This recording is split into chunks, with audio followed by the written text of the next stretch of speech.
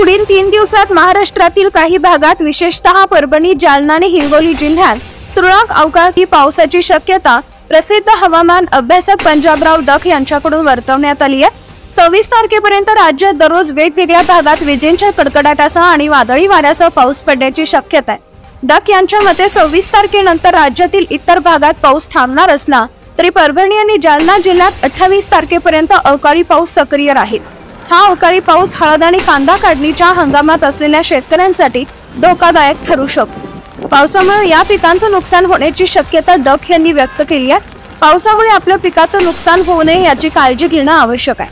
28 तारखेनंतर हळूहळू उन्हाची तीव्रता वाढू लागेल आणि राज्यातील काही भागात तापमान 45 अंशापर्यंत पोहोचेल।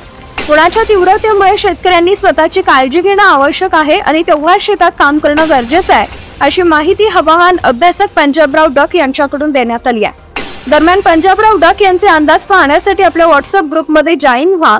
व्हॉट्सअपची बघता लिंक डिस्क्रिप्शन मध्ये आहे। धन्यवाद।